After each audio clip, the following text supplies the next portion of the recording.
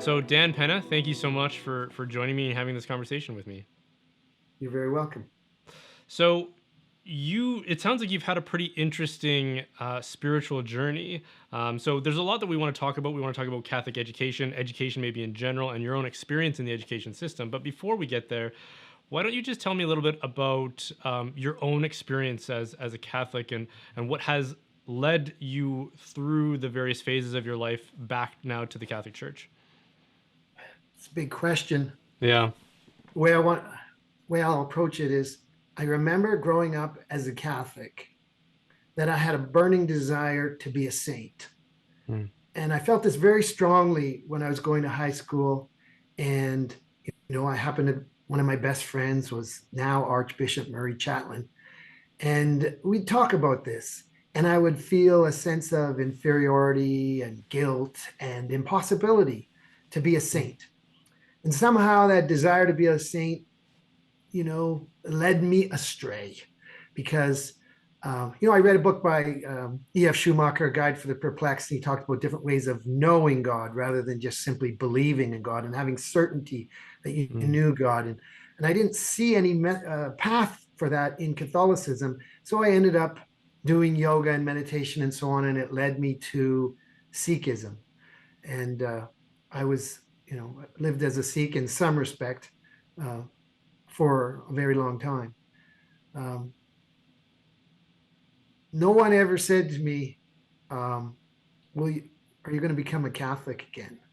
To my face, No. Wow. no Okay. one ever said that to me until it was the woman I'm now married to.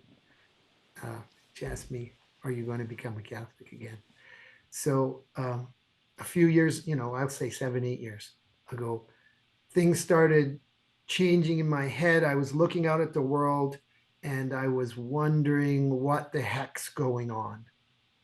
And I listened to Jordan Peterson, Hmm. and he spoke to some of the things I was thinking about. But my immediate thought when I realized just how kind of uh, outlandish some of the ideas that are current in the modern culture are was they've lost Christ. As soon Hmm. as you abandon Christianity, you just lose all sense. That was just an intuition. Hmm. Here I was still a Sikh, and it started to move me back, and then What was your sense of Christ as a person or as a historical figure or maybe even just a mythological figure in your time away from the church? Like, did you consider him still worth listening to or even something of a prophetic voice? while um, over time, I thought more and more that I was a Catholic Sikh, that I Okay, could yeah. get rid of the Catholicism and that it kind of determined my categories and the way I saw the world and so on. Um, so you ask about a personal relationship with Christ. I Maybe not necessarily personal, but even just his stature as a historical figure and as a teacher. Did you like when you said that you thought that the culture or that our society had lost Christ? Was that something that was a bit of a lament for you, where you saw his contribution being worth retaining, or was it were you kind of indifferent towards that, or did you think that perhaps something like Sikhism or another religion could fill that those shoes and lift society back up from perhaps where it was falling? Well, Sikhism tends to be very pro all religions. And I Hmm. was very pro all religions, thought that all religions had something to contribute. But over time, being in touch with Catholicism through my family and, realizing that it spoke to me, over time, it seemed to me that other religions were less and less capable of grappling with with Mm. these conundrums that I think have developed from within uh, a post-Christian society. Yeah. So they're kind of perversions of Christianity Hmm. gone wrong. So it really Hmm. seemed to me, it seems to me now that it's only through Christianity that we're going to be able to straighten out the mess. Hmm.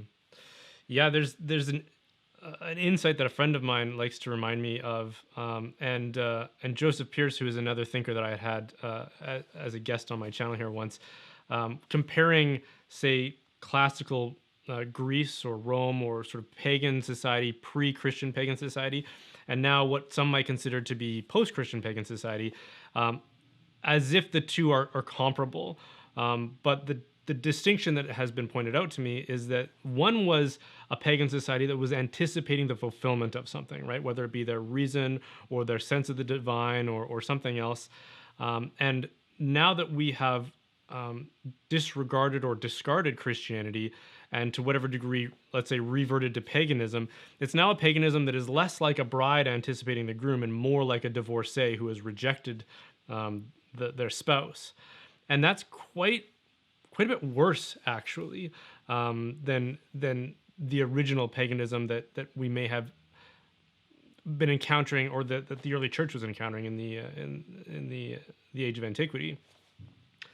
Well, I think Ivan Illich and Rene Girard, they speak to this thing that there's really no going back to a pre-Christian worldview because Mm, we underestimate how much Christianity has transformed everyone's yeah, outlook. yeah, So, right as you say, people are rejecting Christianity, often on the basis of saying, well, you can't live up to your values, but they're still the values that they say they're going to fulfill better than Christianity will: love, right, right, right. compassion. And that rejection of Christianity isn't a wholesale rejection, because they want to retain so many of the things that they take for granted that they think aren't inherent in Christianity or unique to Christianity. They might suspect that other religions, other places, other creeds, and certainly pre-Christian creeds, that these were common. But the more you learn about, again, places like ancient Greece and ancient Rome and ancient Persia and ancient Egypt, you you get a depiction of a world that does not sympathize with a lot of the assumptions of the modern post-Christian person. Exactly. I think Yeah, that's true. yeah.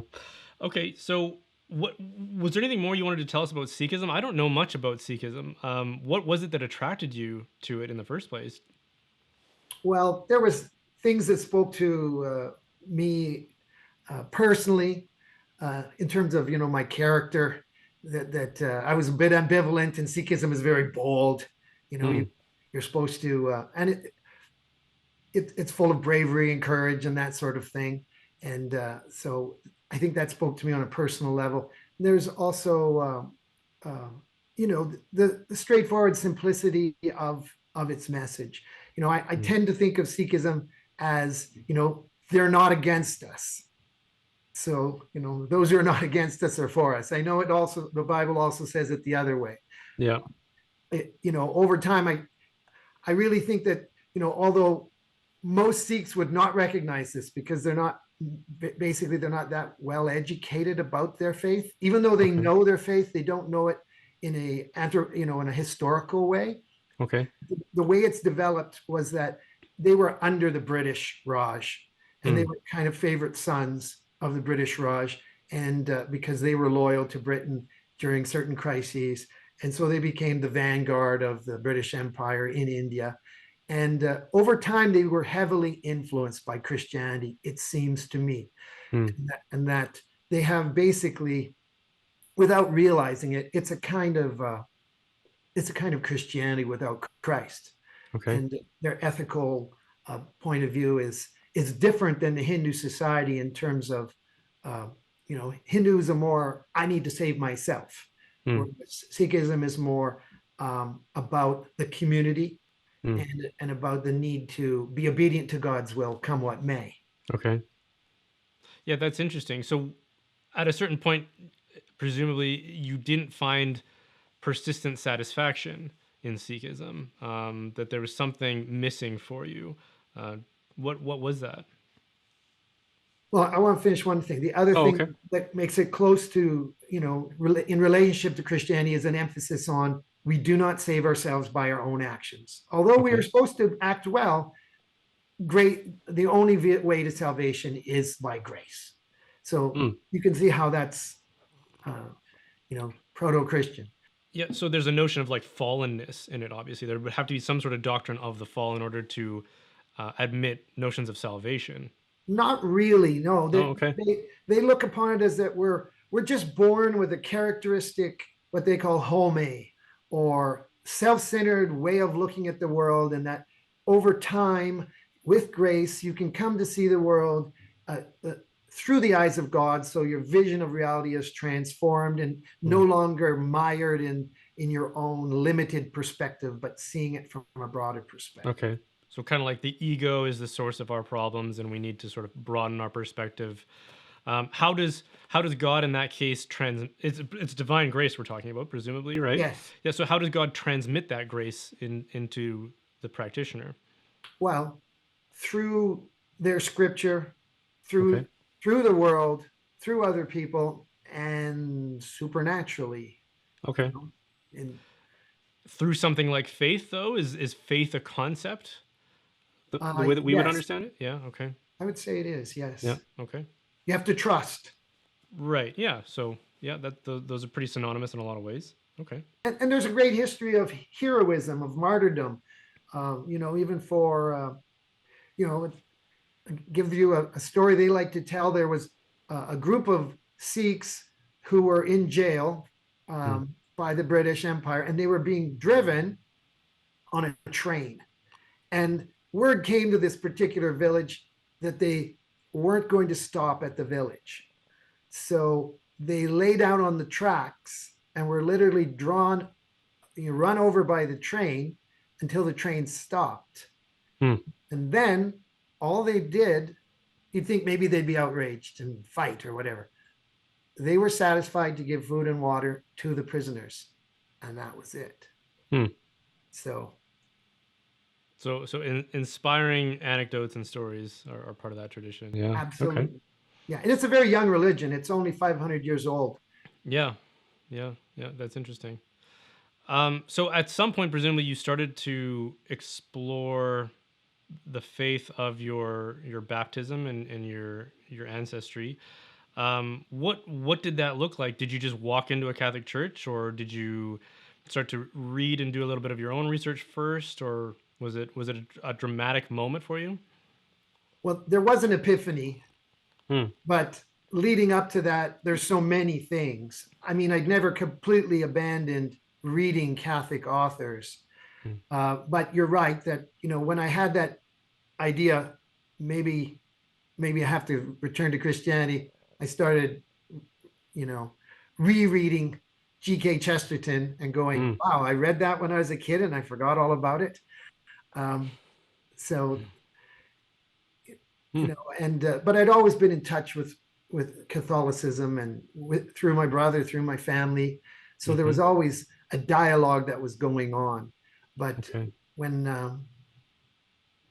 but what led to the epiphany was basically my now wife saying, well, we can't have a relationship. You're not a Catholic. And I said, not entirely glibly, um, but I'm Hmm. a better Catholic than many. Okay. And she said, that may be true, but it's not good enough. Okay. So So, she's a practicing Catholic, it oh, sounds yeah, like. it Okay. always has been. Yeah. And I went for one of those midnight walks Yeah. and I contemplated, well, should I convert? Because I was feeling, Catholicism, Sikhism, love God, all the same. Yeah. And I was asked myself the question, would it be right to convert to pursue a relationship? Hmm. And I had two answers simultaneously. One was absolutely not, and the other one was I absolutely didn't care. I wanted to become a Catholic again. I was called to Hmm. become a Catholic again. And then I had, for a brief moment, but I can still feel it now that I felt forgiven. I Hmm. felt like a saint, a Wow. saint being someone who Yeah. trusts themselves to God. Right.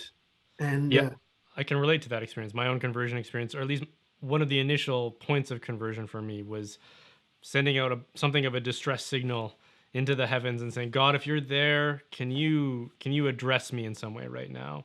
And through the course of that, let's call it a dialogue, maybe feeling washed over just with this incredible sense of peace and serenity and encouragement to move forward with with this experience and the invitation.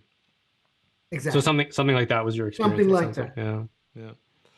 So did you just go to mass that Sunday, or what happened next? Yeah. Okay, I went to wow, mass. and never looked back. No, well, it's funny because I'd been wearing a turban for a long time. So, Hmm. so the first year I wore a turban to mass. And then after a Okay. year, I was like, maybe I don't need to hold on to this anymore. Hmm.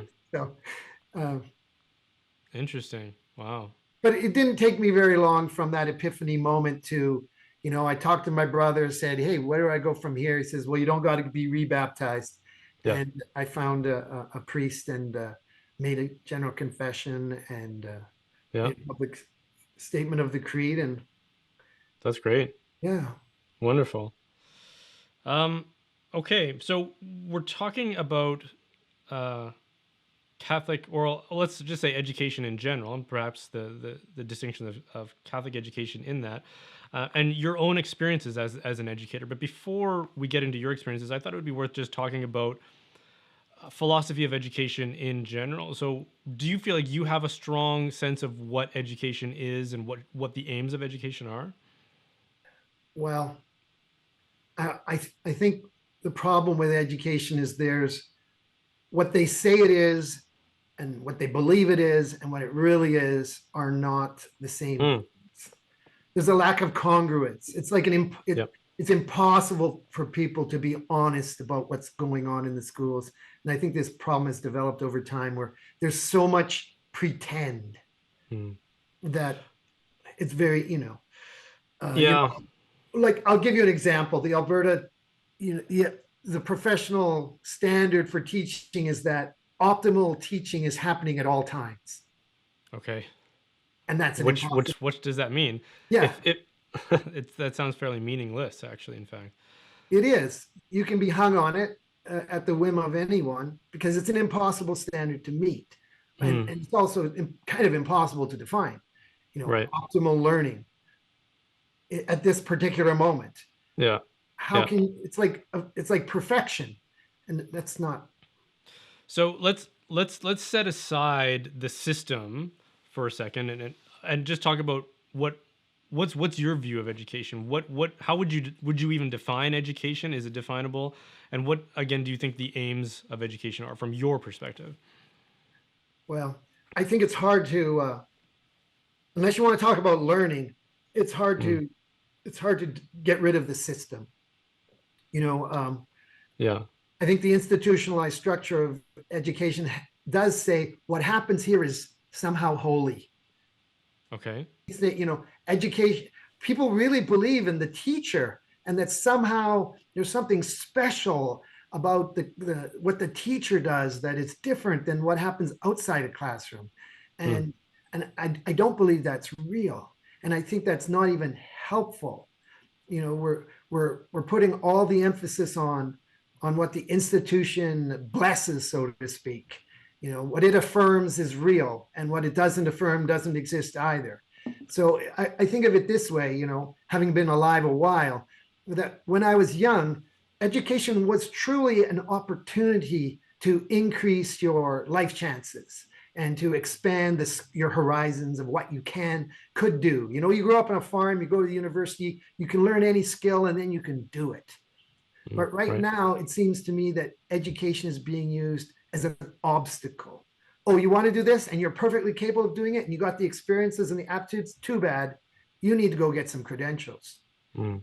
And so it's kind of become an octopus swallowing everything up. And But wouldn't you say that the institution though is built around an idea? Like ideas and beliefs have consequences, right? And often those consequences are the structures and the systems that we create to try to manifest those ideas or make them real. So it seems to me that we can still have a philosophy of education independent of the institutions, and then use that philosophy hopefully to try to reform the institutions, assuming that it needs reform, right? But we can't even really assess that until we have a vision or something that we can look to that and say, yes, that's the good that we're aiming towards, and let's build something that facilitates that. Do you agree with that? Would you say? uh, well, I'm going to agree with that but I think the way you get towards these answers is you grope. Uh, Okay. it's like one of the big problems in education is, oh, we have a promising new idea, and now everybody has to institute it in 117 schools. Right. So how do you and then it doesn't work exactly the way we thought it would work, but Mm. then now you're half implemented, and then it just creates a mess.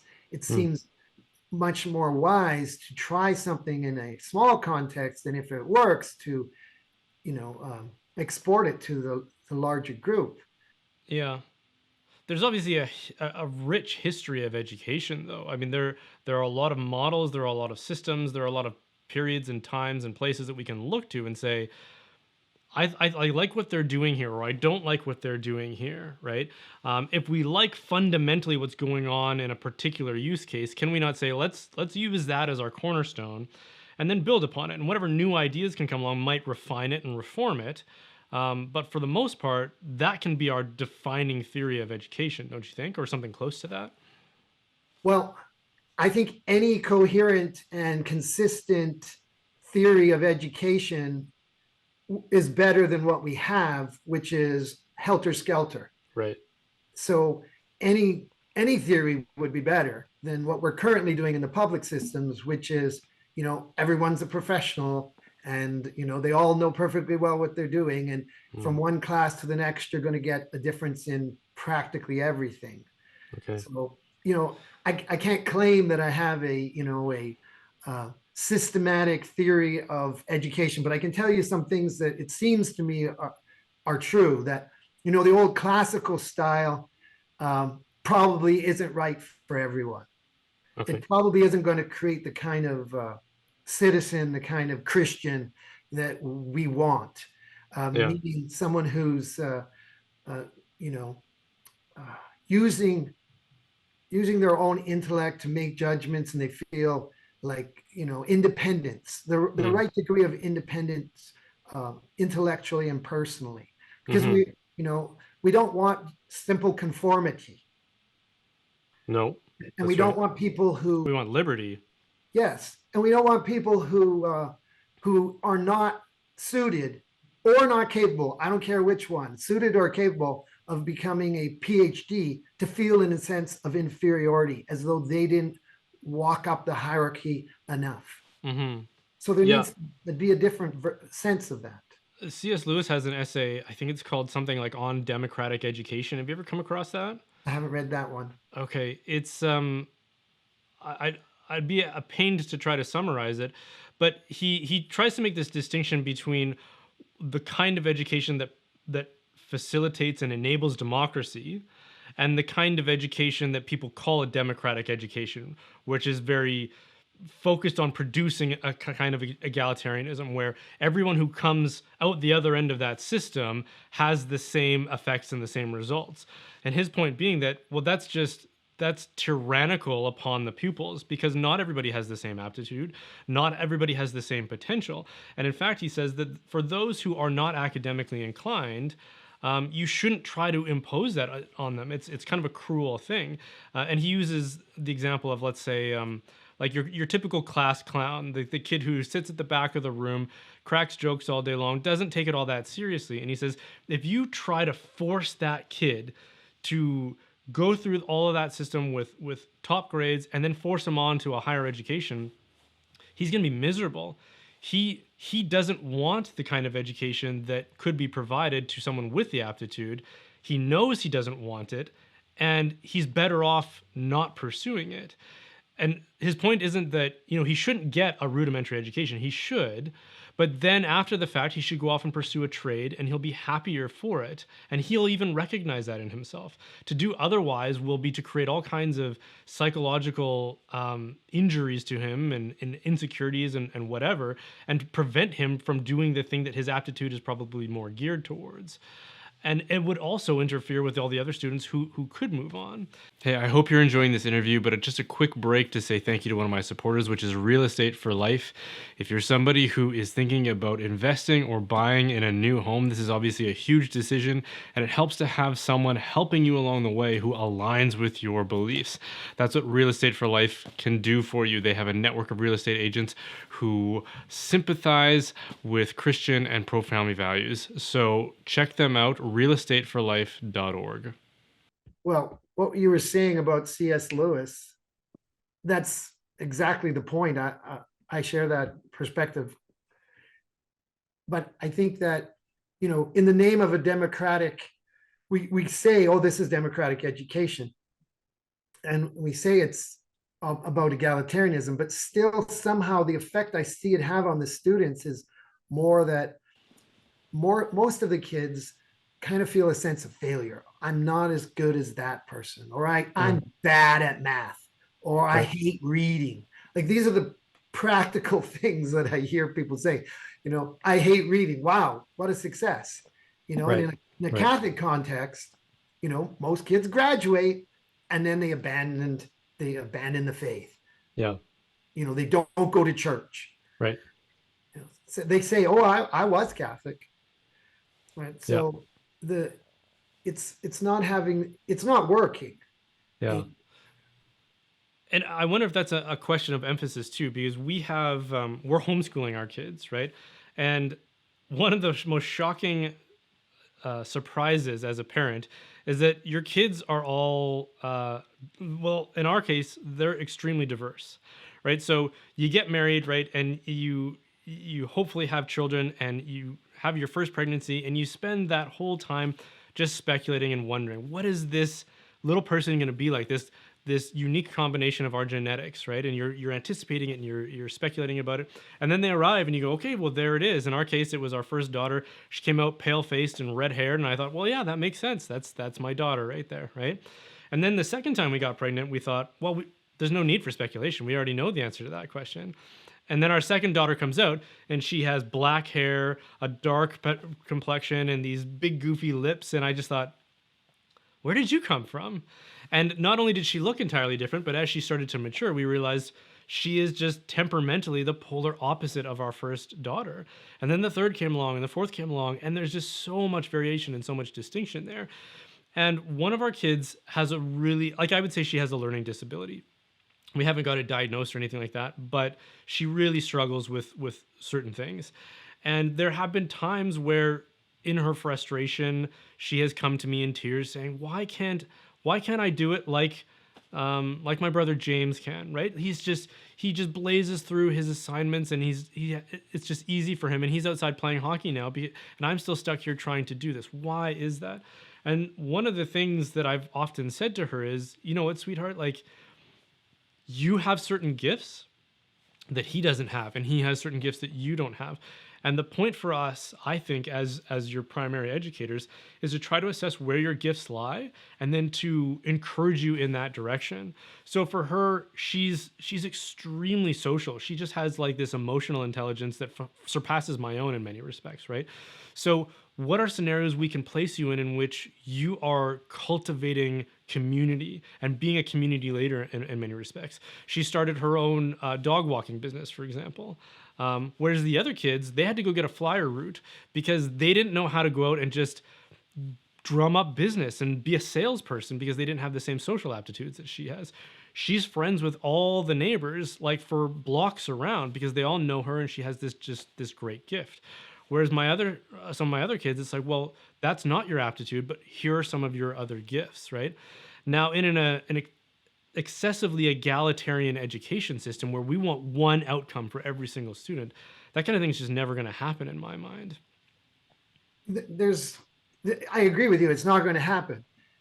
I think you're lucky that your daughter shares with you and says, well, what's the matter with me? And she shares that sort of insecurity, because what I see a lot happen is that kids don't share that insecurity. They don't say what's going on for them with their parents or maybe with anyone. So oftentimes, not being successful at school or having a disability leads to a secret, anxiety about themselves and lack Sure. of secure self-esteem. We Right. always Right. talk about giving people self-esteem, but the school system doesn't know how to do it. Because my own view is self-esteem comes from doing, from real accomplishment. Yeah. That you don't need. I don't need you, Brian, to tell me I'm good at gardening because I garden already, right? The Right. plants grow, we eat them, right? So that's the that's where our current system doesn't work. So I'm happy that she's sharing that with you. And then, you know, I think you're right that the education does need to be suited to the temperament of the child. And I think it's part of our job as parents and as educators to help the child, to put them in the right situation. Mm. Often people at school are failing because the school system isn't right for them. Right.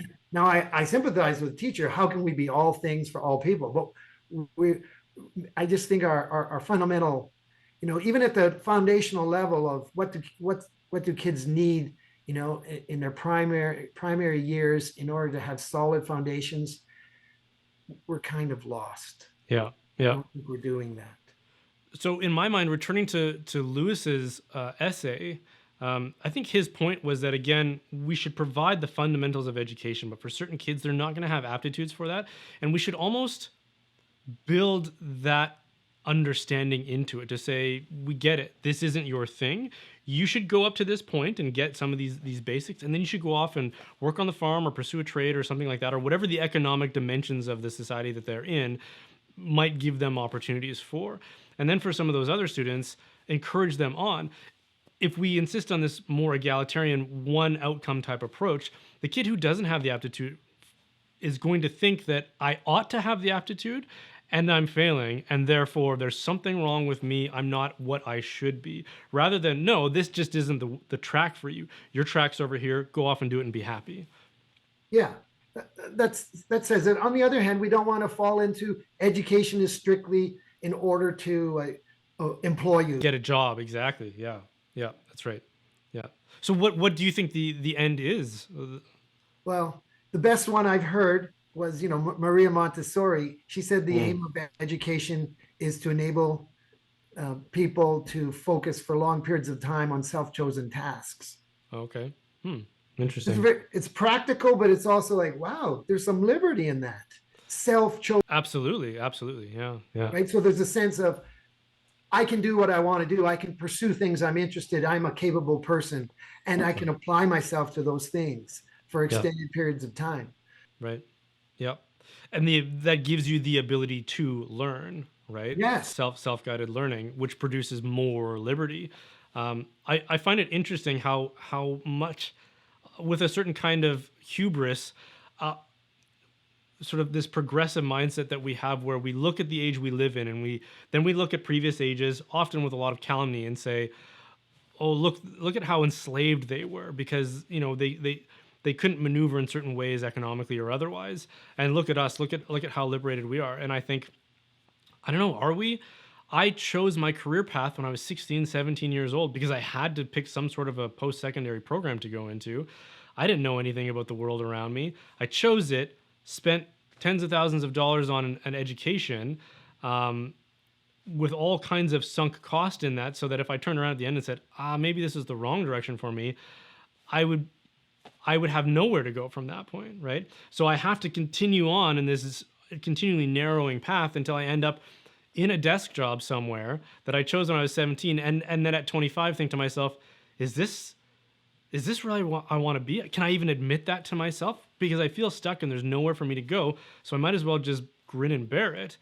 And one thing that I found in my own life as a result of my conversion was that I started reading. I started reading philosophy. I started reading theology. I started reading the great intellectual tradition that is sitting there ready to be dusted off by your average Western person, but remains neglected for most people. And I discovered an aptitude for communication, for reading and for writing, and for logic that I didn't really know was there. And the more I cultivated that in myself, the more I discovered all kinds of horizontal opportunities that, had I just stuck with my institutional education, I never would have existed there for me. In a sense, I learned to learn, just by accident. Not that that's really available to most people, but in my case it was. And that classical exposure, that classical education that I had acquired, gave me all of a sudden all kinds of horizontal maneuverability and what I would say liberty. That was the whole aim of a liberal arts education, right? Is to produce that liberty in the person so that they can then contribute to the world in a variety of ways. Well, the discussion we're having now is one that really hasn't, that isn't happening in the world. It's not, Yeah. and that's, it's important. What are the aims of education? Because I would say to you, even in homeschooling, we fall back on the model of, oh, we're going to give them a curriculum. We're not Right. going to trust them to just read what they're interested in and Mm. do what they want to do, Yeah. and that will be fruitful, right? We don't trust the children's own innate curiosity or desire, Mm. Mm. right? And do we have, like if you have a library, do you need to tell kids to read? You know, Well, yeah, you shouldn't have to. You shouldn't have to. shouldn't That's have true. to. Yeah. But what we do tell kids is that you must learn to read on our schedule. Right. And the things we want you to read. We want you to read for some Yeah. unspecified reason. But Yeah. if it's not their reason, then Mm. that's not motivating to do something that, objectively might be difficult. Yeah. It's attainable for almost everyone that they can read, but it's kind of a compulsion we're putting on them rather Mm. than allowing it to be organic. One of my Right. kids, he was unusual in terms of like, I gave him one reading lesson. He says, "Yeah, yeah, Dad, I got it. I got it." Right. And he was reading novels when he was 5. Yeah. Right. Now, you don't need to encourage him to read Right. because he wants to read. But I know many other stories of kids who weren't taught to read. They just start reading.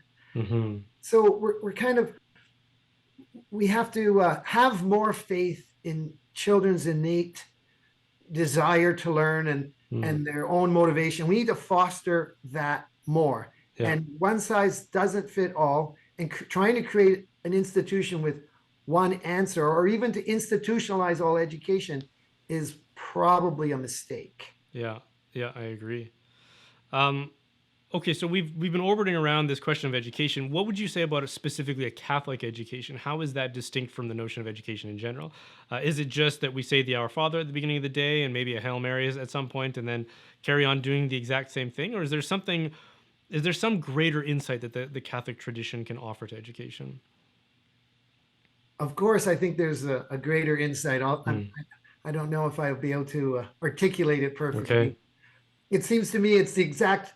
You have to put what's first, and what's first Mm. is the worship and glory of God, Okay. right? And the first thing is the faith, and it's we don't have enough hours in the day to learn all about. There's such a rich history and tradition, and God is infinite and His goodness is infinite, and yet we're saying in a certain way we are doing exactly what you said. I would defy anyone to honestly say anything different. We're just pasting on the word Catholic, and we're Mm. doing exactly what the other school systems are doing, and we're saying, oh yes, yes, we're doing the same curriculum, we're just as good as them. Mm. The curriculum is invented and reinvented every couple of years. we're, Yeah. we're, we're not going back to our traditions.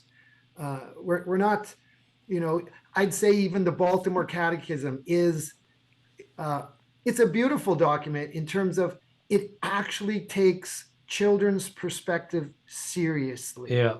I'll Yeah. give you an example of that. Like, people poo-poo this, but it's like, if you want to tell kids, there's good and evil in the world, and you need to be careful about evil. Mm. You can't take a 4-year-old, put them on your lap, and tell them, Mm. there's good and evil in the world, and you got to watch out for those bad people. That's not how kids of a certain age understand it, Right. right? So what do? You tell them stories, Mm. right? So that's what you need to take seriously. I'd say it's, my wife was homeschooling, so to speak, 2 kids, Yeah. and they were kind of Catholic. The dad had been brought up Catholic, and so he had, some desire for Catholic, but he hadn't taught them anything. They were Mm. so eager to learn everything. Mm-hmm. They were so eager to learn all the prayers and to hear the stories and to to discover all these things, that the richness of the faith. And I Mm, think that's there inside every child, because the truth is in our hearts. And we have to have the faith. We spoke before about having faith in children's desire to learn. Well, children naturally have a calling towards God, and they're even more in mm, touch with God in their innocence than mhm, we are. If you explain the truth to them, they're like, yeah, I know that. mhm, Yeah, I sense that. So we just have to start with the most important thing about Catholic education is leading people to Christ mm, and his church, and mhm, not depart from that, and not water it down, and say to the mhm. government, we have a right to Catholic education, and don't worry, at the end of the day they'll be able to read better than anyone else and do math better than anyone else, than if they're forced to do something against their will that Yeah. isn't, you know, in line with their spirits. Yeah. I think Chesterton said something like, education is nothing more, nothing less than the transmission of truth. Um, and ironically, he points this out in another essay. I think it's the one on what's wrong with the world, where he says something like, we philosophers today have convinced themselves, like with so much navel gazing, they've convinced themselves that the truth is ambiguous, or it's so malleable, or it's so it's so vague that you can't define it, you can't understand it, you can't hold it, you can't be confident in it whatsoever. And yet, never have we been more sure that we have to teach the kids this thing that we don't have, that we've convinced ourselves that we don't have it, right? Um, and if nothing else, at least Christianity and certainly the Catholic Church can confidently stand up and say, well, we have we have an object of truth that we can look to. And Christ even says the truth will set you free. There's again this object of liberty, right? You shall know the truth and it will set you free. And of course, he is the way, the truth, and the life, right? But Um, we don't want to fall back though into forcing everyone to do things the same way. So it's like a Catholic education has to be focused on virtue and cultivating virtue for the child. hmm, That involves some discernment. It doesn't involve hitting people with a ruler whenever they hmm, make a mistake in reciting something from scripture. hmm, To take an exaggerated uh, right. Like a characterization, stereotype. Yeah. but that's still alive in the public imagination, that this is, in terms of residential schools, and that people Right. still think that it was entirely, Catholic education was very strict and hateful, right? Right. And so we don't want to fall back into that, but we don't have to. We don't No. have to do that. So what could it look like today then, or has there ever been a time where we there was a model that we could look to and say that worked, and maybe we could draw inspiration from that and build upon it? Well, I think I'm a victim of the modern mentality to some extent, that I don't know as Okay. much about the past, because I'm sure you will agree with this, that it's kind of, the modern perspective is to say everything today is better than what was in the past. Nothing in the past is even worth looking at. And yet when Right. you look Right. at it, you find so much richness. Yes. It's kind of like a teenager saying, Dad, I know more than you. You don't Right. need to tell me anything. Of course. We're all standing in that place in regard to the past. Yeah. So I think we do need to explore the Hmm. past more. But Okay. there's also, certain uh, things I think should be obvious to people, in Yeah. terms of uh, what do kids have that they're not getting in school. Hmm. You know, they're not being offered the opportunity for excellence and mastery. Okay. That's that's a powerful drive that people have. Hmm. It's If you just learn a little, it's not that interesting. You don't want to be a hockey player. You want to play in the NHL. That's the dream of the kid. Right. You Right. don't tell the kid, no, you're never going to play in the NHL. How do you know? Hmm. But you feed those honest desires. So there's a kind of a tyranny of mediocrity, would you say then, in our current education systems? Absolutely. Yeah. Absolutely, there is. And would you say that that's again perhaps inspired? And I'm sorry to keep trying to wedge my own idea into this, but this egalitarian approach to it, it's sort of like, I mean, this has been a pretty consistent accusation of communism, is that You can't make everybody rich, but you can level the field by making everybody poor, and in that way we're all economically equal suddenly, right? Is there maybe something like that going on in our education system? Well, the joke among the students is, the award for the most improved student is the award for the worst student. Right. Yeah. They didn't improve at all, but we need to say something positive about them. So they're Yeah. the culminating award at the end of the award ceremony when you graduate. The, Yeah. the one we put on the pedestal is actually the one who did the worst. Right. But we're Right. pretending that, they were the most. There's some great accomplishment. Yeah. Yeah. Yeah. I think that, the idea of the curriculum idea is, I'd throw it out. Uh, Hmm. Learning for mastery is the alternative to what we're currently doing. You want to learn algebra? You're interested in learning algebra? Like, how much algebra do you need to know to be a citizen or to be a Exactly. saint? Yeah. Like, why? Right. I had a kid say, "Sir, why are we learning about the weather? I can just turn on the TV or open my phone and I find out what the weather's going to be, and I don't need to know how to predict it." Right. And how do I argue with that in all honesty? Yeah. Yeah. It's very hard to do. But if you're interested in learning it, then you should really learn it. Not, well, you passed at 51% and now we Right. move you on. Hmm. There's no joy in that. Hmm. The student doesn't get to say, I learned something. I feel good about myself. Mm-hmm. Kind of Yeah. like it takes all the energy out of it. Right. And we've had this model has been proposed, it was proposed 80 years ago and studied, and it works. Where the teacher takes a back place, the teacher's job is to create the next lesson, to see what that student needs to learn next, and give them an opportunity to master it, like 80% before you go on to the next thing. And it's Yeah. self-affirming for the student, because when you move on, oh, I really know this. Yeah. There's an excitement. I know this. I'm ready to learn the next thing. Yeah. Yeah. And taking the excitement out of education is what we're currently doing. And, only a few kids remain excited. But Hmm. when you see a kid in grade 1, they're on fire. Even to grade 2 or 3, I say, hey, let's sing a song. They're all like, yeah. Right. Oh, let's read this story. I want to hear it. And that just fades away. By grade 7, I think it's around grade 7, no one sings the national anthem.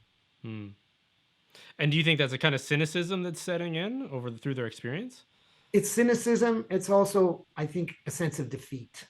Hmm. They're not given an opportunity to be able to learn in a way where they can say to themselves, I'm proud that I actually learned something. Hmm. I grew. Mm-hmm. That's what provides the motivation to keep growing. Yeah. They're Yeah. kind of like, oh, I guess I'm a C. They don't know what they're doing. They're lost. Hmm. And they're not in it. They're not learning. They're learning what someone else tells them they need to learn. They're reading what someone else tells them they need to Yeah. read. Yeah. Someone who doesn't even know them, essentially. Exactly. Yeah. And the teacher is very concerned with staying hired. Right. Right. Do you think that there's any merit to like a dialectical model of education where there's this interaction, it's more of a verbal exchange that's going on within the classroom between teacher and all of the students? There's a philosopher, Rosenstock Hussey.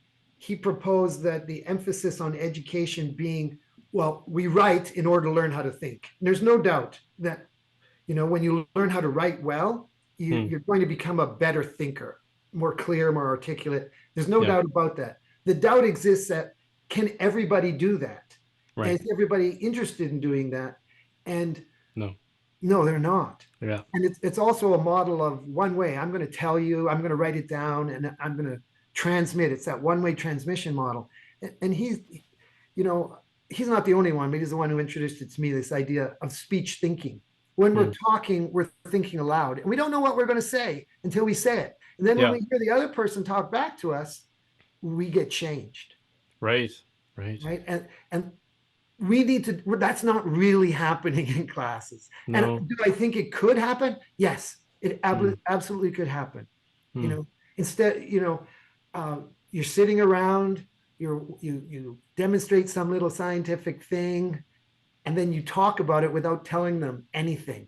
Yeah. Even something where instead of always informing them and being the smart one, that's the role of the teacher. It's like you Right. just dialogue with the students. Yeah. Yeah.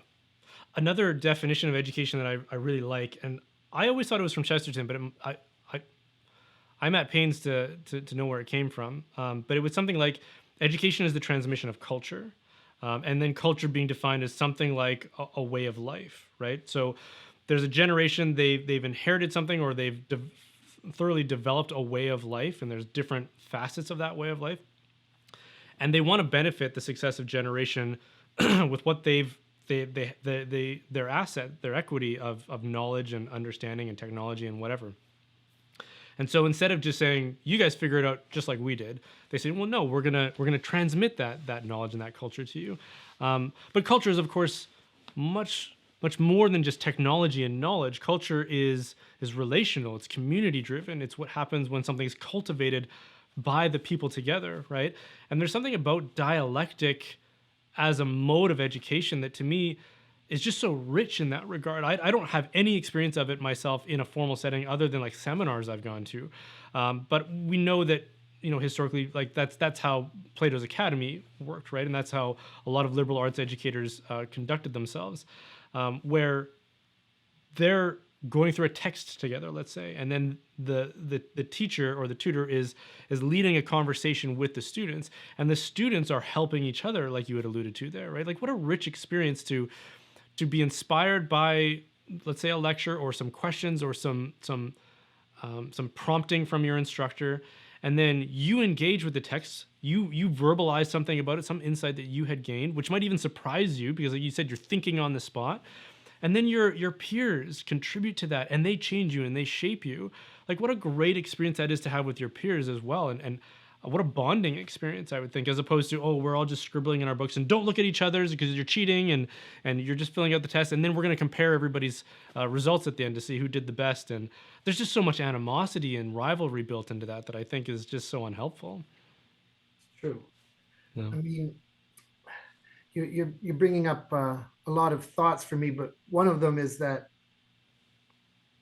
I think it's legitimate to say education is a transmission of culture, but I wouldn't, I'm from a Catholic point of view, it's the transmission of the Catholic faith.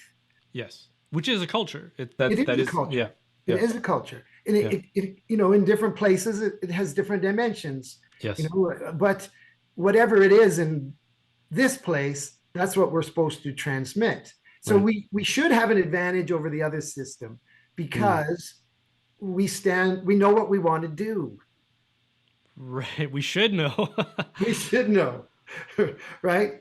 But Yeah. because that's the problem with the other system is like, well, how do you define what's necessary to learn and what's not Right. necessary to learn? And it's Right. ultimately it's completely arbitrary, Yeah. and it's not related to what kids are actually how kids are actually living outside the classroom. And it becomes agenda driven at that point too, right? If it is arbitrary, then it's just a matter of who's the strongest, loudest voice who can impose their will upon that system and take charge, as opposed to what is true, what is good, what is beautiful, and then how can we transmit that down from one generation to the next? Beauty, truth, goodness, these are words that you don't hear in the No, public well, of course schools. not. Of course No, not. they're No. just not there. So, given that we should have a vision of what the Catholic faith is, and I understand that that's not consistent throughout the various facets of the church, but I mean, even if the lines are blurry around that definition, we should have a head start over other education systems. Would you say that we're doing a reasonable job of transmitting the Catholic faith and the Catholic tradition through our schools, or is that not No, happening? I'd say um, I think we'd be better off closing all the Catholic schools rather than continue to run them the way they are. Okay. When I was, Like there's just no redeeming them in your mind. I didn't say that. Oh, okay. No, I'm saying if they continue as they are now, then Okay. close them. Yeah. I think they are redeemable, and I think they're worth fighting for. Okay. Okay. But as they are now, talk to people. One of the persons I was talking with when I was campaigning, she said, "Oh, we're Catholic, and we don't send our kids like I went to a Catholic school, and then at some point my parents said, no, go to the Mm. public school. And the parents were very clear. They said, when you go to the public school, they're not going to be teaching you the truth, but you You can be, know that's not what you're getting. Yeah. you know it. Yeah. Whereas if you stay here in the Catholic school, you think you're getting the truth, but you're being lied to. Mm. And that's worse. It's Mm. worse to be said, oh, this is how Catholics, this is the Catholic faith, and it's not. Yeah. So the thing that's being transmitted in Catholic schools, at least here in Canada, you would say is not the Catholic faith. So then the question for me is, what is it? Well, it's a very diluted, watered down mishmash, semi-Protestant in terms of, kind of Christian-ish, but not Catholic. If it's not Okay. Catholic, it's Protestant, Yeah. and everybody has their freedom to, decide things and be kind. Okay. Um, so when I was teaching there for 73 days, um, I remember that's all you hear on the intercom is, and remember, be kind. And the Mm. the religion lesson is Jesus was kind, Mm. right? And I remember there was a fig tree, the story of the fig tree. Someone had written it and put it on the wall, and I pointed it out to the kids, and they say, "Look, Jesus cursed the fig tree, and it died." Right. I wonder why Jesus wasn't kind, Mm. right? And that absolutely had the attention of the class. They had Mm. no answer to it. But in fairness, like when I talked about this with my mom was like, she's in her 80s. She was like, I often wondered about that. Mm. Right. So these are real questions that the scripture and the faith tradition present to us. But if you Yeah. never give them an answer, you just gloss over them. It's almost Right. like Jesus never talked about hell, you know? Right. And so it's just not being presented. The Bible is in every room and it's not being opened. Yeah. Yeah. There are just as many warnings in the Beatitudes as there are affirmations of the directions you could go in life based on your actions. Well, Um. this Yeah. was Go like ahead. Jordan Peterson helped me on this one because I'd said the Our Father a billion times and I had no idea what it meant. Mm. Forgive us our sins as we forgive those who trespass against us. Mm-hmm. I didn't understand what was going on there, but Mm. once he explained it, it's totally obvious. And I don't think most people see it. It's that, you know, judge me the way I judge everyone else. It's kind of like bringing down a curse on yourself. Right. The way I judge other people, that's how you should judge me. Mm. Right. And just explaining, like, I didn't get it. Yeah. Uh, just telling the truth to kids. It's not happening, even No. in the most fundamental things. I think Jesus is being misrepresented. And it's just not that, there's a young people's Bible and it says, oh, Jesus was being a little harsh here. It's in a side note. Jesus was, maybe he was exaggerating because it's the Mm. story where he says, throw that guy in jail and let him stay there until he paid off every dime of the debt he owes. Right. Oh, how Okay. harsh. Yeah. Yeah. Right. Yep. So this is completely lost to kids. There's no substance to the faith. It's just Mm. everybody's going to be saved. And if you're a good person, uh, you know, all religions are the same. Mm. It's just, it's soup. Yeah. Yeah. So there's a very watered down, compromised version of Christ and of the faith. Um, And even worse though, but you see this, we don't, we're not talking in real ways to the kids. I was in the one class and it was a religion lesson. So I was like, okay. okay, I'm going to do my thing. I Mm. started preaching the word, so to speak. Mm. And Mm. immediately one girl puts up her hand. She doesn't know me from Adam. I'm not her regular teacher. Why Yeah. should she talk like this? She says, do you ever sometimes wake up in the middle of the night? Like this is a grade 5 girl. Do you ever wake up sometimes in the middle of the night and you're scared that you're going to die and that once you die, there'll be nothing? You'll Mm. just disappear from existence. Mm. Right. And it's like, well, nothing is talking to that girl. Yeah. No one's talking And she's to not that. the only one with those big questions. No, she's not. But the school system isn't addressing those.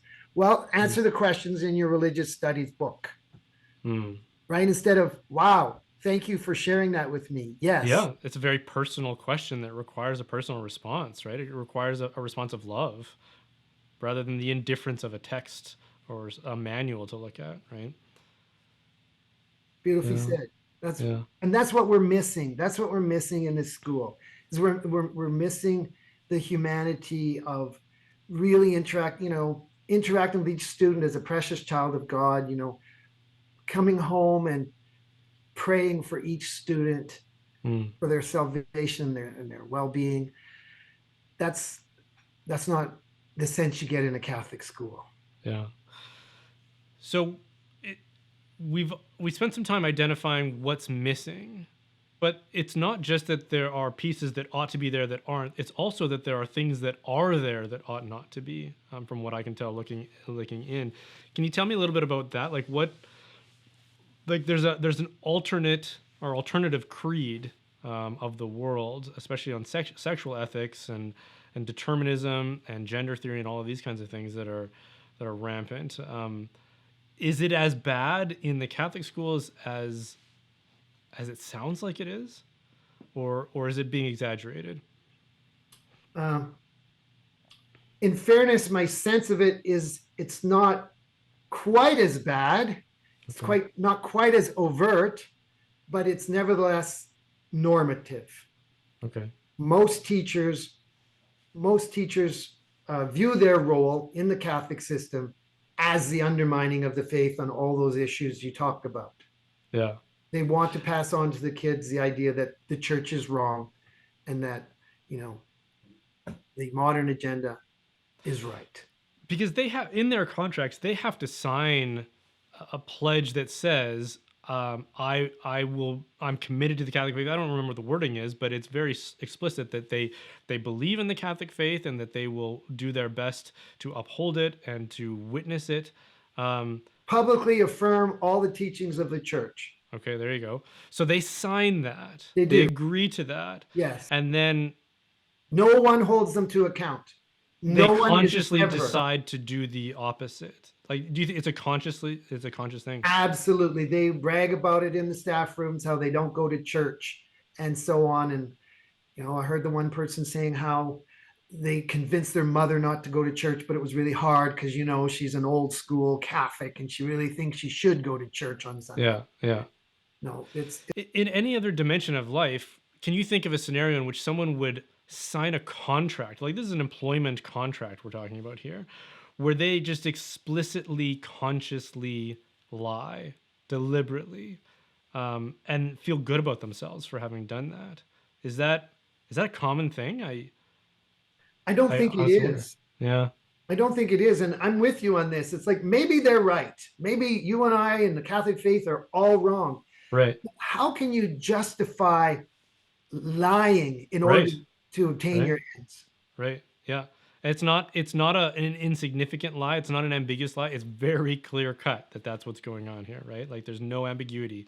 You're just lying. It's fraud, basically, right? As uh, my youngest finally told us 7 years later, oh, yeah, she didn't just say in grade eight, you don't have to go to Mass every Sunday. She also said, wear a condom.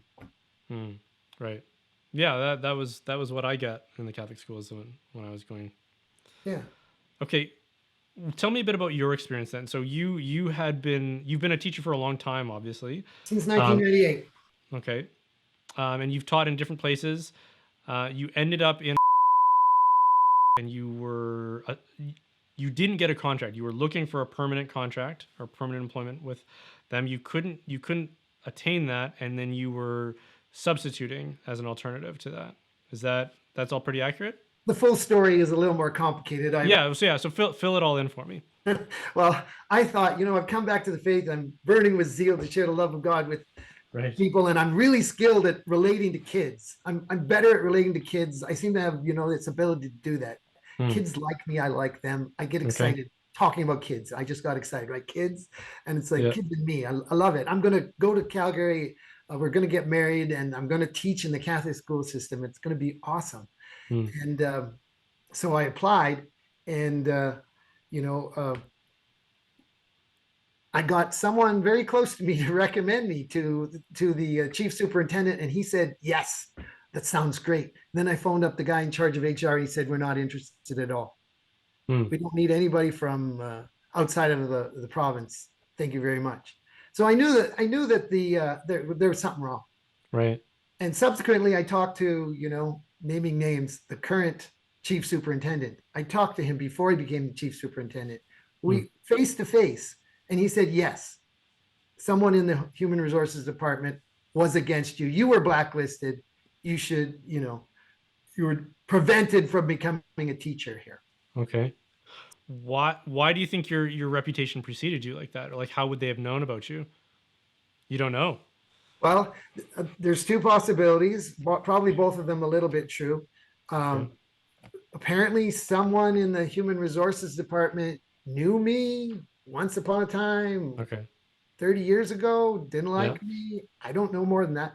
And I have to also think that, my older brother's reputation as a someone who will speak publicly about Hmm. difficult issues Yeah. uh, meant they didn't want anything to do with me because they were right. I might Yeah. speak publicly about difficult issues. Yeah. Your brother being he's a diocesan priest Yes, who's fairly well known. Yeah. right. Yeah. So that's what happened. Now, when I Okay. came here, I kind of forced my way into the building, the human resources building, and no, that's not true. There was lots of things on the way, but Hmm. um, I think said, "Hey, you got to interview the guy." So I got interviewed, even though the first no, that's sorry. The first thing that happened was they said, "Well, you can't. We don't hire people from out of a lie. Okay. Okay. You need to get experience." So you were in at the time, or where were you? No, now I was in so Oh, okay. I taught outside of Calgary. I taught in Caroline. Hmm. COVID came or whatever, but I taught in Caroline. Then I taught in Red, and so I spent almost 2 full years teaching, living in Calgary 2 days a week, living outside of Calgary 5 days a week, and teaching in rural schools Hmm. or not the big city. And then Yeah. when I came back, it was kind of hard. And Dr. Zim was coming in, and I talked to him. I got an interview, and I was accepted. Okay. And then subsequently, I taught in the schools and As a substitute at this point. as a substitute teacher. Yeah. Okay. Yes. And then I was fired at the end of June because of two things that happened. One was um, kids started asking me questions and I answered them. Hmm. And I said, the child started off by saying, what are your pronouns? And I said, I don't have pronouns. And they Hmm. said, so you hate transgender people? I said, no, I don't. So they said, well, What what age age? is this? Do you This is mind me grade asking? six. This is grade Okay. six, right? So, as a substitute teacher, I was subsequently told you just stick to what's in, the lesson that's going to be taught and not Hmm. nothing else. Well, my honest response is that the lesson I was teaching them was absolutely busy work with Yeah. very little value. These kids raised some questions. For me, it was a teaching opportunity. I Absolutely. said, yeah, I said, well, I don't, doesn't matter what I think. I believe what the Catholic Church teaches. They said, Hmm. well, we don't know what that is. Then I told them what the Bible says and what the church teaches, and that led to other questions. Then What was the topic? Do you mind elaborating on that? Like what trying, specific? they started off talking about transgenderism, Oh, okay. Okay. right? And then and also about homosexuality, and that was the main thing.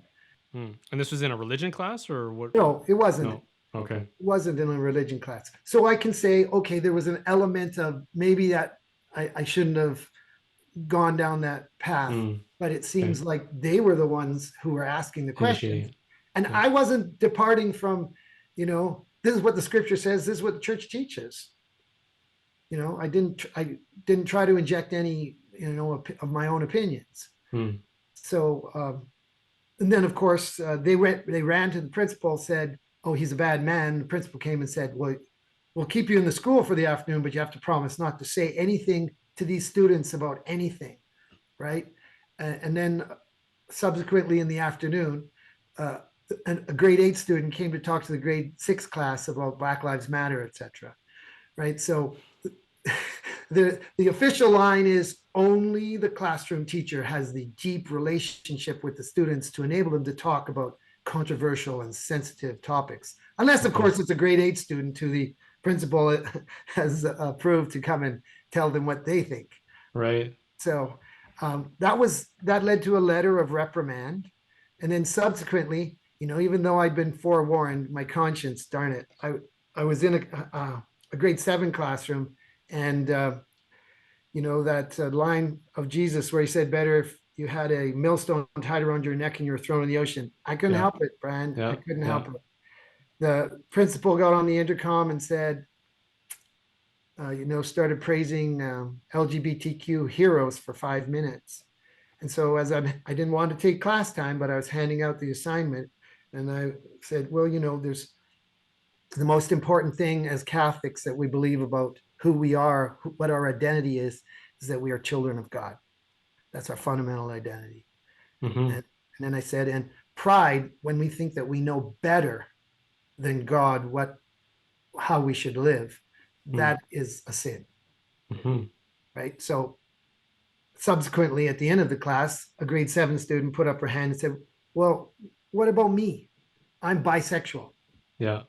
Right? And it's a sad day when in grade 6 I'm told they're too young to talk to them about that, and by grade 7 they've embraced an identity where they don't even know what they're talking about in a certain sense. Mm-hmm. But far be it from me to be able to question that in that moment. That, Yeah. I would think, would be a private conversation, cultivating a relationship, etc. But by the Yes. time you're at that point, I said, well, listen, the Catholic tradition has always been that sexual expression of any kind is reserved for marriage between a man and a woman. Mm-hmm. That's almost verbatim what I said. I didn't Mm-hmm. add anything to it, take anything away from it. Immediately, they went to the principal. The principal called me into the office and said, I'm kicking you out of the school. And was this the same principal, or was this at another school? Oh, this is at another school. Oh, okay. So multiple principals that we've had this experience with, it's starting to turn into something more like a trend as opposed to an isolated incident. Yeah. Now, they called me in and said, well, you one more of these strikes and you're out. And they literally This is at the district told you this, or? Yeah. Yes. The superintendent in charge of this. Well, I think I should read it to you, just so it's quite shocking. Do not actively embed Catholic faith principles into the lesson plan of a classroom teacher. You are not called upon to evangelize our students. Wow. Okay. They even put it in writing. Yeah. So subsequently, I pointed out that when the district policy is to embed Catholic faith principles in everything we do. Yeah. And then when you train teachers that there's no such thing as Catholic culture, because that was the new learning module they put out in response, it seemed to me, because they used all my examples, but other people as well. And they said, do not talk about the faith and so on. So you're contradicting your stated public principles with your new policy. So you should correct it. That was the third strike. Me writing a letter saying, you can't have there's an A and inconsistency here. Yeah. Yeah. So that was the third strike. Subsequently, I asked the chief superintendent. He said explicitly that he agreed with the two statements I just read to you. And then, most shockingly, when I met with the bishop and the chief superintendent. You met with them together? Yes. Okay. And it was just you? No, it was me, my wife and I, and it was also the chief superintendent, his director of Catholicity, and the bishop. Okay. And so we met and we talked about all this, and the bishop has chosen to not reprimand or reprove or intervene in any way. Did he express any kind of sympathy for your position or for the work that you were doing? Well, this is where I'm a little mystified, because he and I met beforehand, previously, and talked about things. And he said, "Well, do you want to meet in person?" And I said, "Yes," with Dr. Zeus. And Hmm. so I don't know why he would Why agree we to such a bother? meeting Yeah. when his response is nothing. Mm-hmm. Mm-hmm. See, and that, Hmm.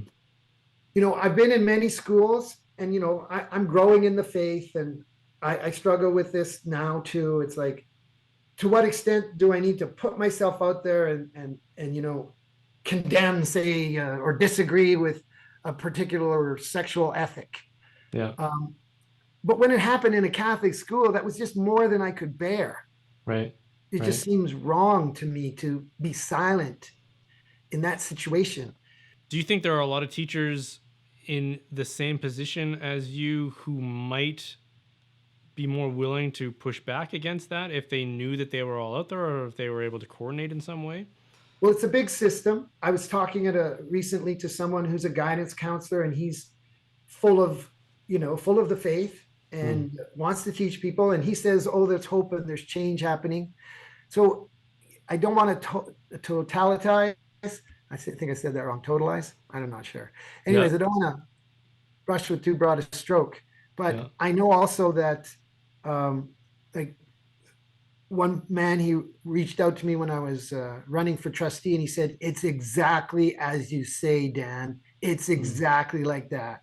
I feel like I'm the only Catholic on staff, and that I have to hide it, or I could lose my job. And I've got young kids, and I don't want to do that, and it's Right. lonely."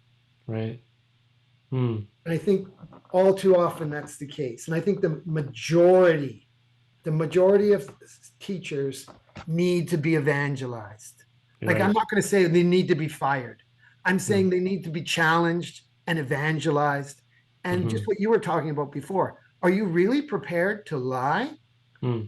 Like, let's talk about this. Right. Let's Right. talk about this. So how does that take place then? Do you think this is part of their college formation, their post secondary instruction, or does it have to happen outside of like educational institutions? Well, I think it has to happen in every way possible. I took a theology class for teachers, Hmm. and some of the students were spouting absolute heresy, and they passed. Hmm. I don't understand that. It's like, you never go to mass, and your priest says, "Yes, I recommend them to be a Catholic teacher." There's all these many things that are going on, and every single one of them is an opportunity. Hmm. I think that what's happening now, though, is essentially the institutions are captured.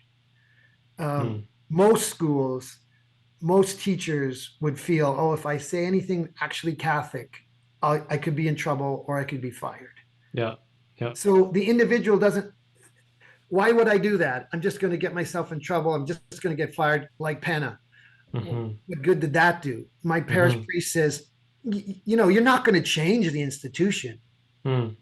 Right. So we talked earlier about that. Do I think there is a chance? I think there's a chance. We've Hmm. changed the world. Christ came and changed the world, and he Hmm. empowered his disciples to go and preach the Bible and to change the world, and it happened. Yeah. And why can't it happen again, even in our schools? I think Right. we're lacking faith if we don't think that that can happen. And Hmm. if the bishop is choosing not to do anything, let's call him to do it. If it's just me, that's not enough. But the, Hmm. the priests seem defeated. Everyone Yeah. seems afraid.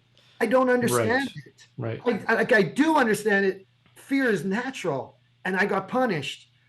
But isn't there supposed to be joy in being punished? And aren't we supposed to say, "Well, we have a greater prize"? Yes. Yeah. Yeah. That sort of martyr mentality, or that willingness to suffer on behalf of the faith, just doesn't seem to exist uh, among the clergy today. And I don't want to say that's all the clergy, but even among some of our best priests, if this means a potential reprimand or worse, yeah, I don't see a strong willingness for them to suffer for the truth of the faith, for the orthodoxy of the faith, and it's certainly not among our bishops. Our bishops don't seem to be willing to risk anything, whether it be the institutions that they are charged with, or the blowback, whether politically or from the media. Certainly, they're they're tiptoeing around things. And the age that we live in is not, I mean, things have become so insane out in our culture. We need strong voices. You alluded to Jordan Peterson earlier, and one of the things, I don't agree with Peterson on quite a few things, but one of the things I really appreciate about him was his willingness to just say no. The truth is more important than my willingness to be kind or to make everything easy for everyone around us. Like at a certain point, we're doing more harm than we are good to those that we avoid addressing these topics with. And that's especially true for kids, right? I don't know what a bishop is if he isn't something like a gatekeeper. That was the reading in the gospel this morning, right? That Jesus is the gate by which people pass through and are saved. Our bishops need to be those gatekeepers. They need to be those good shepherds.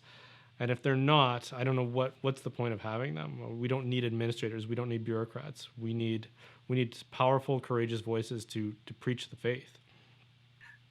Amen. And again, I say amen. What you said is totally true. And the scripture passage comes to mind, those who would find their life will lose it. They're so worried about preserving the Catholic school systems that they're losing them. Right. Or they're arguably already lost in some respects. Yeah. Yeah.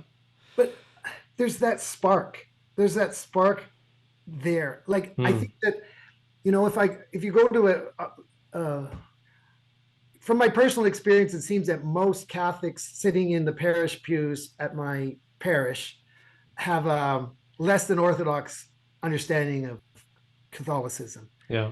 But if they were told, if they were preached, if they were, evangelized with the truth, I think most of them would embrace it. On Holy Thursday, we for the first time as a family did this tradition where you go to 7 parishes, 7 different churches holding vigil, and you say a prayer in front of the Blessed Sacrament. And so we did that, and we went to all of these various churches that we had never been to here in the Archdiocese of Edmonton, and we were out quite late. And the last church that we got to happens to be the church that I was confirmed in, and it's a church that I've had a difficult relationship with, I would say. It's one that I don't attend anymore for that reason. But we still consider ourselves we're registered there as parishioners. So there's still a tie there. And so we had gone there as the last stop on the way home. And it was probably, I don't know, between 10 and 11. It was getting pretty late. And there was still a good chunk of people there just holding vigil, just worshiping and adoring the Blessed Sacrament. And I came away from that thinking, there's a lot of good Catholics out there. There's a lot of faithful Catholics, right? And they may not understand the faith to the degree of what we might consider to be orthodox, but they intend to be orthodox. They love the Lord.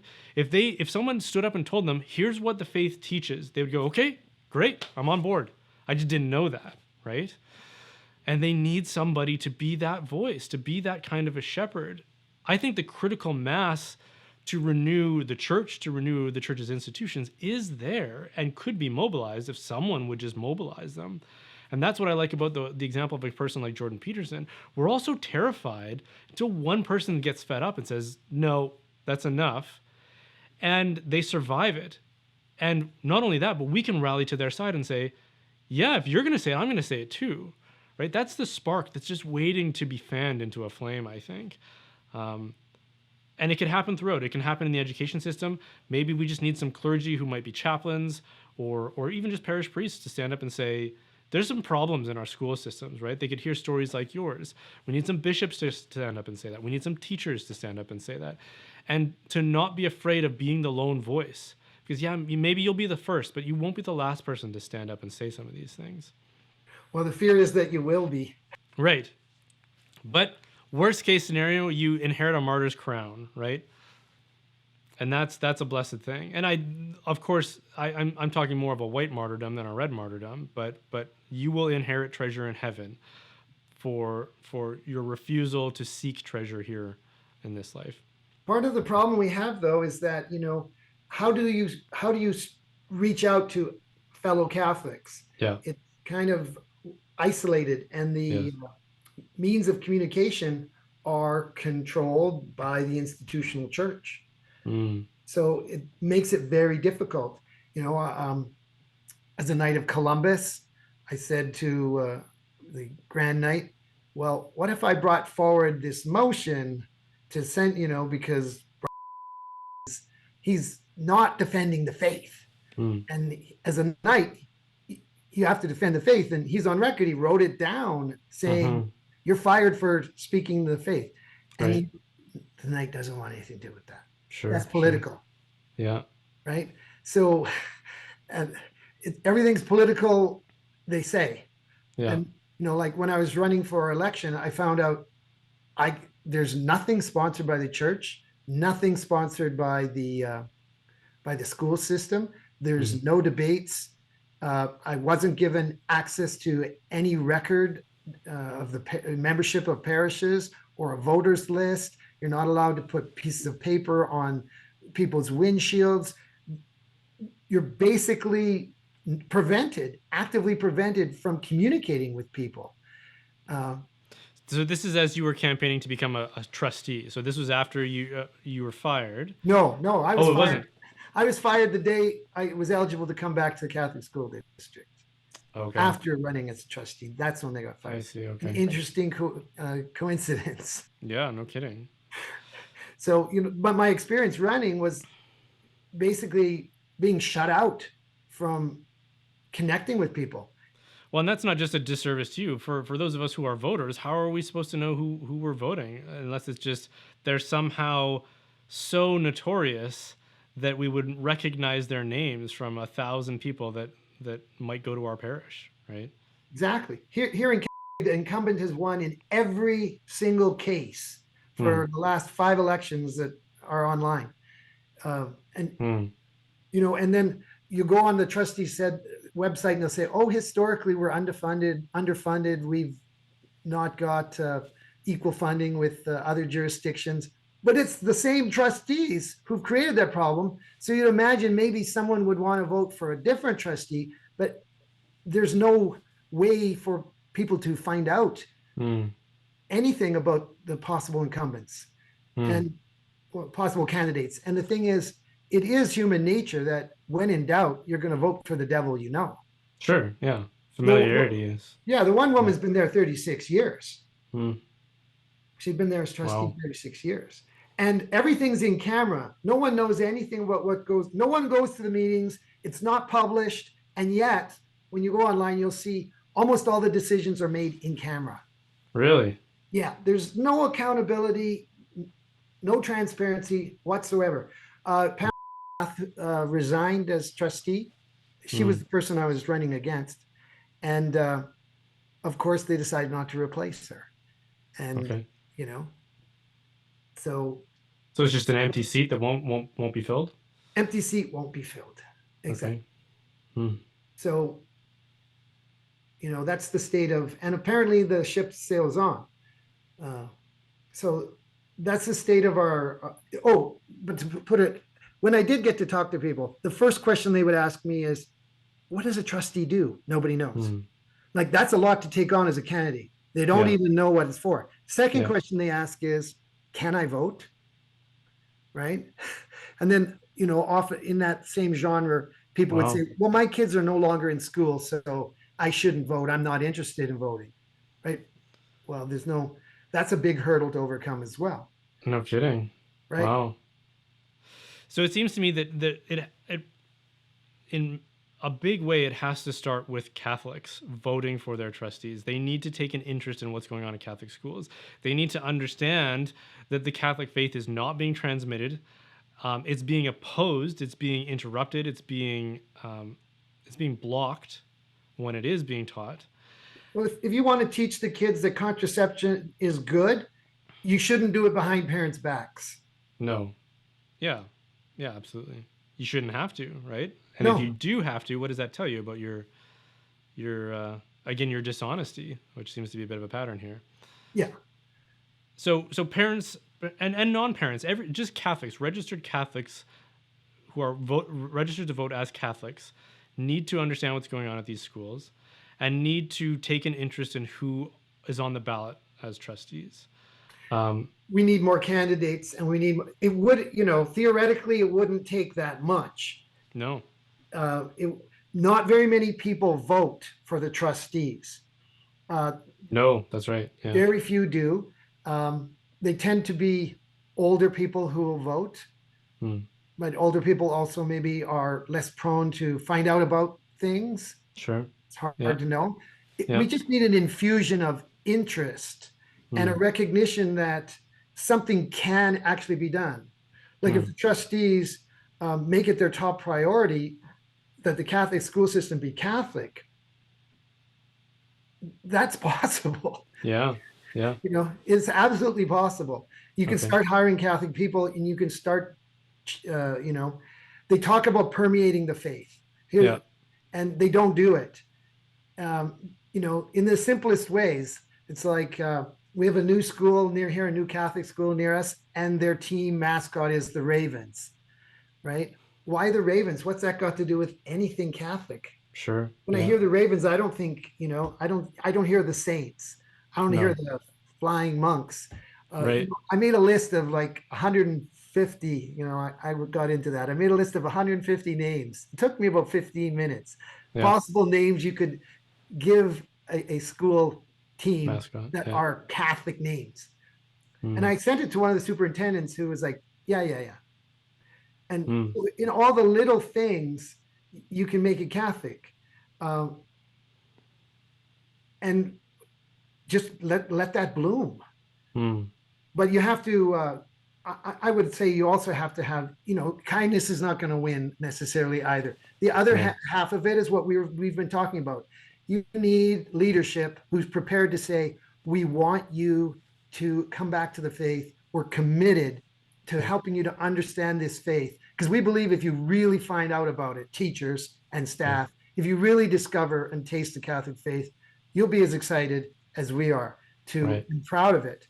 But if you're Mm, not willing to do that, there is a bottom line mm, that if mm-hmm. you are teaching people things contrary to the faith and you're not willing to go to mass and so on, then we're going to have to let you go. Yeah. So if you're a Catholic listening to this, I mean that's an appeal that we can offer right now is to say that complacency here is not acceptable anymore. We cannot just assume that the institution will protect itself and protect its Catholicity. We need to take an active role. We need to find out about who the trustees candidates are.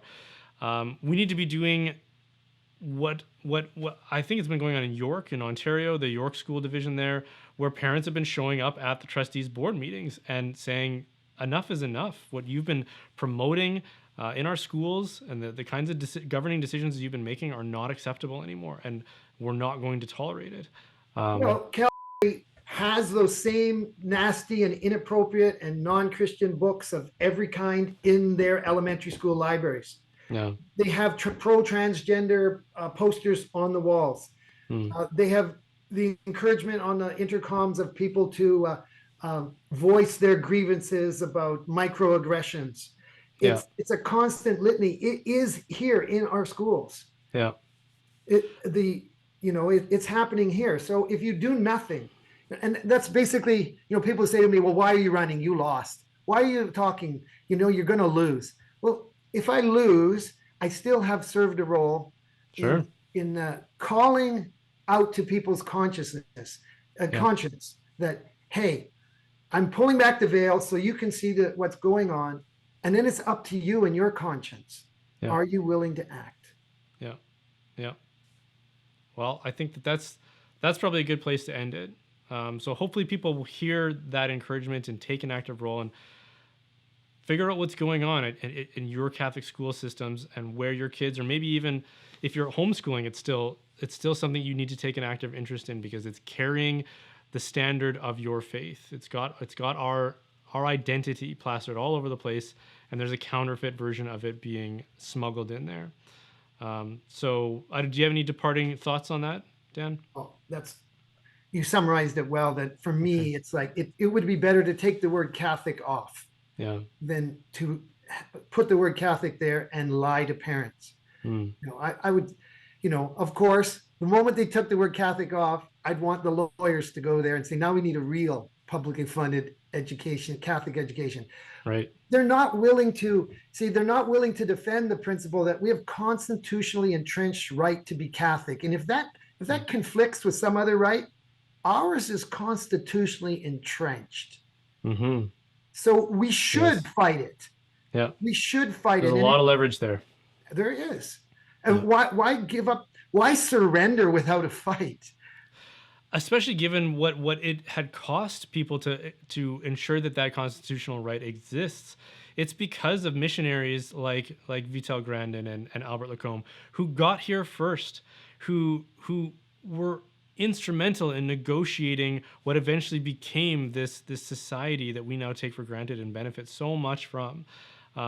Albert Lacombe was shot at one point in a crossfire between warring tribes as a peacemaker to try and bring peace to this land.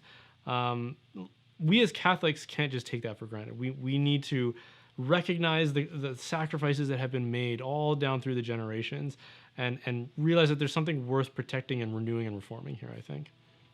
Beautiful. That's right. Good. Well, thank you very much, Dan. It was great and very enlightening to hear your story and your experience. And I hope that that we will see a brighter day in Catholic education here, and that you'll be able to benefit from it as well as a professional. That would be amazing. Yeah, great. Okay. Meanwhile, we fight the good fight, run the good race. Absolutely. Okay. Thanks, Dan. God bless. Keep up your beautiful work. Thank you. I will. Hey, thanks for watching. The reason I can continue making content like this is because of the generous support of my viewers. If you are able to support the work I'm doing, there are a couple of ways you can do that: by donating through my website or by joining my online community, The Reinforcements. Both can be done by visiting brianholdsworth.ca, the .ca because that's how we internet in Canada. And of course, don't forget to like and subscribe. And again, thanks for watching.